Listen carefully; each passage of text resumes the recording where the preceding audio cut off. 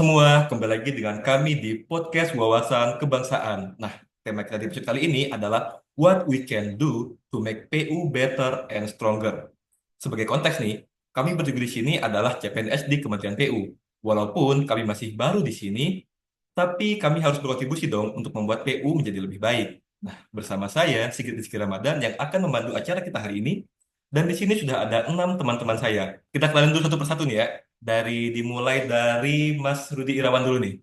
Halo, saya Rudi. Saya dari BPDJK Wilayah Jambi. Oke, halo Mas Rudi. Selanjutnya kita lanjut ke Kak Cika nih. Halo semuanya, perkenalkan aku Cika dari BPJN Lampung. Oke, halo Kak Cika. Nah, selanjutnya kita beralih ke Mas Salomo.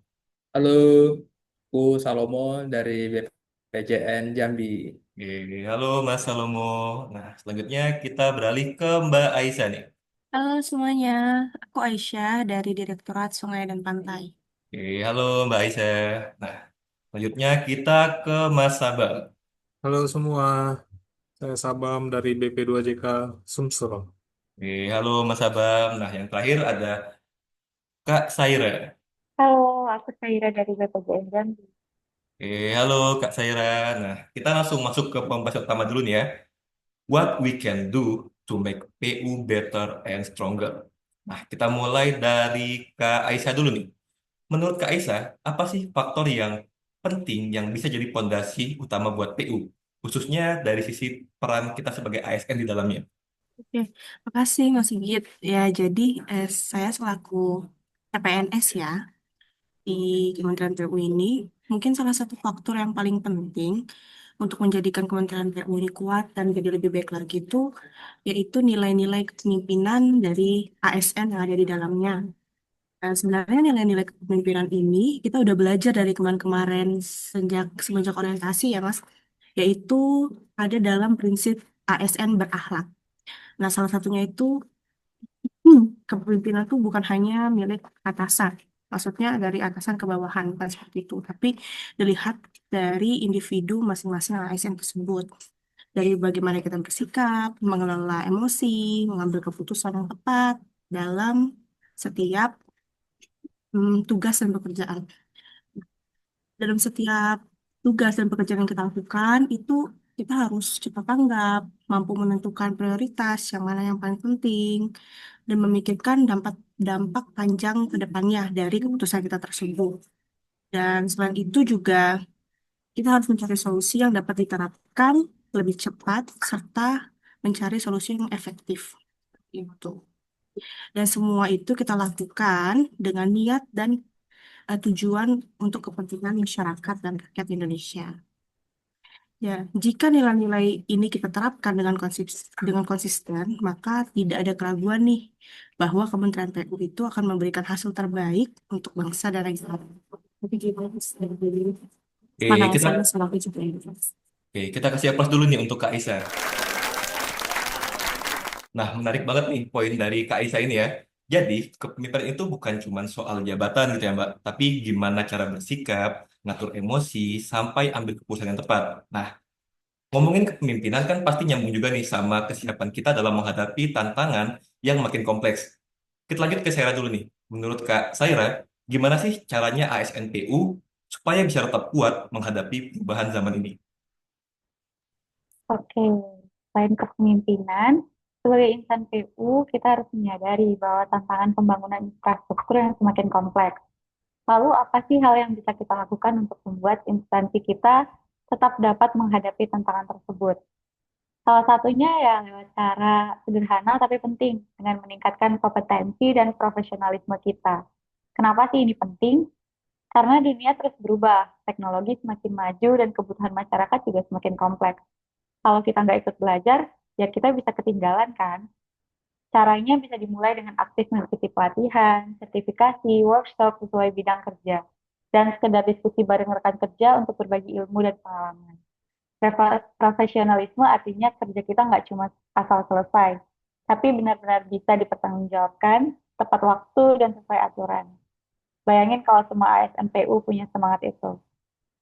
Pasti instansi kita jadi semakin lebih kuat, infrastruktur yang dibangun juga semakin berkualitas. dan masyarakat bisa ikut merasakan manfaatnya kan.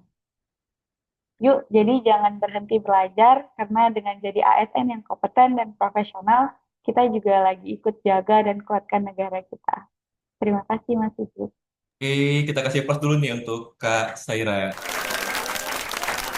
Jadi yang dibilangin Kak Saira itu betul banget nih. Kalau kita nggak terus belajar, ya kita bisa ketinggalan. Kompetensi dan profesionalisme memang jadi fondasi untuk kita sebagai ASN.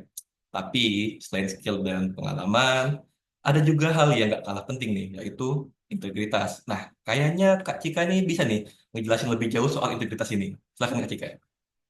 Iya, benar banget. Jadi kalau kita berbicara mengenai peran kita sebagai ASN, saat ini kita sebagai CPNS, untuk turut menjadikan PU menjadi lebih baik, memang benar.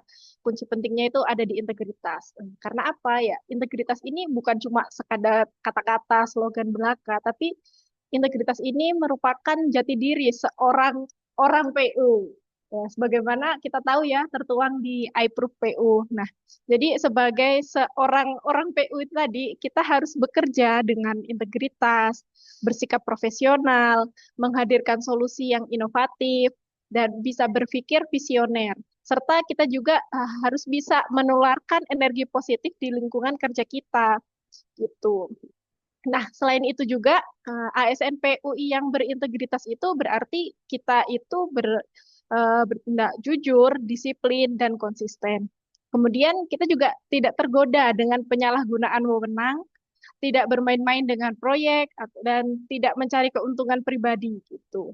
Dan kita sebagai ASN PU nih harus berani menolak praktik korupsi, kolusi, dan nepotisme. Sebab dengan integritas itu artinya kita membela negara kita dan melindungi bangsa ini dari kerugian akibat penyalahgunaan jabatan. Nah, selain itu, integritas ini juga tercermin dari keterbukaan, berani diawasi, transparan, dan siap menerima kritik dan demi perbaikan.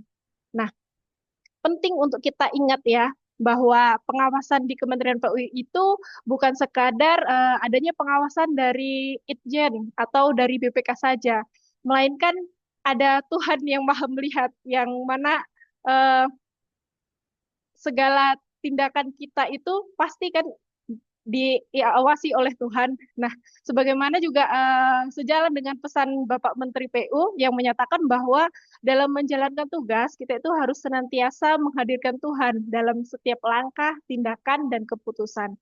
Nah, karena dengan kesadaran spiritual ini, kita akan menjadi lebih berhati-hati, lebih tulus, dan lebih ikhlas dalam bekerja demi mewujudkan PU yang lebih baik. Gitu. Oke, kita kasih plus dulu untuk Kak Cika nih. Saya setuju banget nih sama Kak Cika. Integritas adalah kunci. Nah, karena tanpa integritas, semua skill dan pengetahuan yang kita punya itu bisa disia-sia nggak sih, Kak? Nah, ngomong-ngomong soal integritas dan keterbukaan, sekarang kan semua tuh udah serba digital lah ya. Mas Salomo nih, gimana menurut Mas soal peran transparansi digital supaya PU bisa dipercaya masyarakat nih, Mas? Ya, baik Mas. Menurut saya salah satu hal yang bisa membuat Kementerian PU bisa menjadi lebih baik lagi itu adalah dengan transparansi digital. Nah, dan kalau ngomongin transparansi digital di Kementerian PU ini, intinya itu sekarang semua harus serba terbuka, harus serba online. Dari mulai perencanaan, anggaran, sampai proses proyek, jalan, atau jembatan. Semua bisa dipantau oleh sistem digital. Bayangin, kalau sebelumnya info begitu susah sekali diakses, sekarang tinggal klik udah kelihatan. Masyarakat pun bisa ikut mengontrol. Jadi, gak cuma orang dalam aja yang tahu.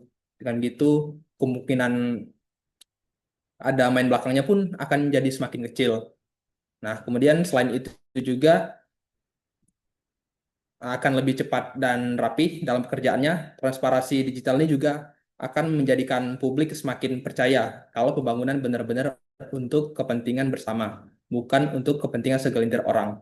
Jadi, bukan cuma bangun jalan dan gedung, tapi juga bangun kepercayaan. Dan kalau paling kerennya lagi tuh, transparansi digital ini bikin masyarakat merasa dilibatkan.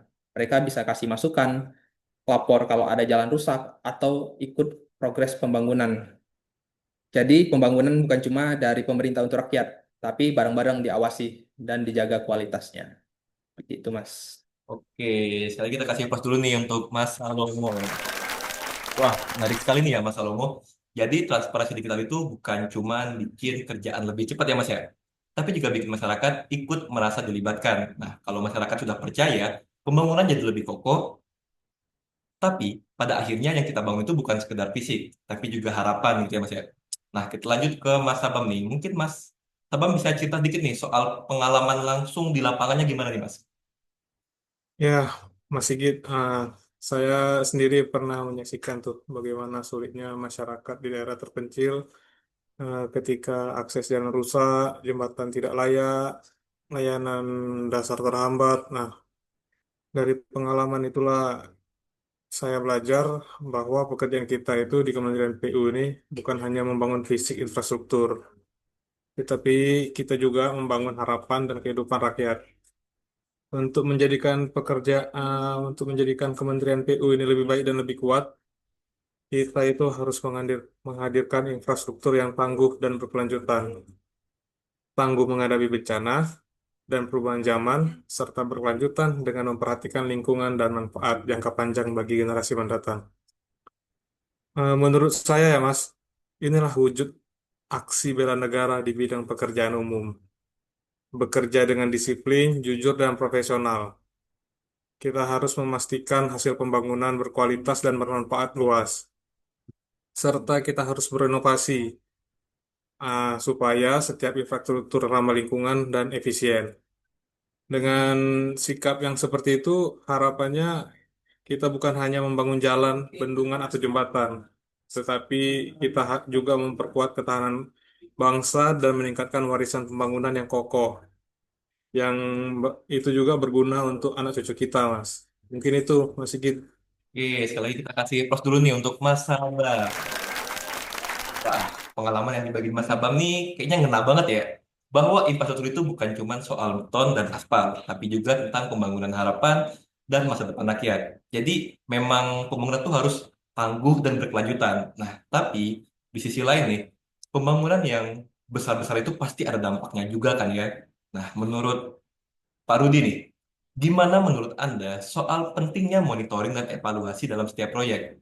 Supaya pembangunan yang kita lakuin tuh benar-benar berdampak positif nih buat masyarakat. Oke, terima kasih Mas Sigit. Jadi teman-teman, semua proses yang dilalui mulai dari perencanaan hingga eksekusi dari sebuah proyek pembangunan itu harus melalui namanya monitoring dan evaluasi terhadap dampak yang akan ditimbulkan, baik dampak positif maupun negatif. Evaluasi ini penting untuk meningkatkan kualitas, bukan hanya dari output yang dihasilkan, tetapi juga sebagai analisis dampak yang ditimbulkan terhadap masyarakat, lingkungan, dan pembangunan ekonomi. Sebagai contoh, misalkan nih, pemerintah kita ingin membangun jalan tol sepanjang 10 kilometer. Nah, apakah jalan ini nantinya dapat meningkatkan akses ekonomi masyarakat di sekitarnya, atau justru mematikan mata pencaharian masyarakat di sekitar itu? Bisa jadi dengan adanya jalan tol baru itu, jalur lama yang biasanya ramai dilalui kendaraan, sekarang malah menjadi sepi, dan perekonomian di jalur yang lama tersebut jelas juga akan menurun. Lalu, secara makro, apakah nantinya jalan tol ini benar-benar berhasil mengatasi masalah perekonomian, kesehatan, pendidikan, sekaligus meningkatkan taraf kesejahteraan masyarakat di daerah tersebut?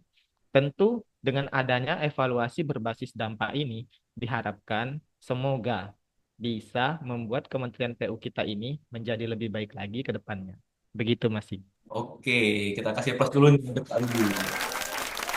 Poin dari Kak Rudi ini menarik sekali ya, bahwa pembangunan bukan hanya soal hasil yang kelihatan, tapi juga harus dilihat dulu nih, dampak secara menyeluruh. Jangan sampai jalan tol yang dibangun memang terlihat megah, tapi justru mematikan ekonomi di jalur lama. Jadi monitoring dan evaluasi itu penting banget nih, supaya pembangunan benar-benar memberi manfaat dan nyata bagi masyarakat. Nah, kalau saya rangkum dari semua diskusi kita nih, yang dari Mbak Aisyah dulu nih, Mbak Aisyah tadi menekankan bahwa pentingnya kepemimpinan ASN berakhlak yang jadi dasar penting untuk membawa PU jadi lebih kuat. Nah, kalau dari Mbak Saira itu mengingatkan kita bahwa kompetensi dan profesionalisme ASN harus terus diasah biar nggak ketinggalan zaman.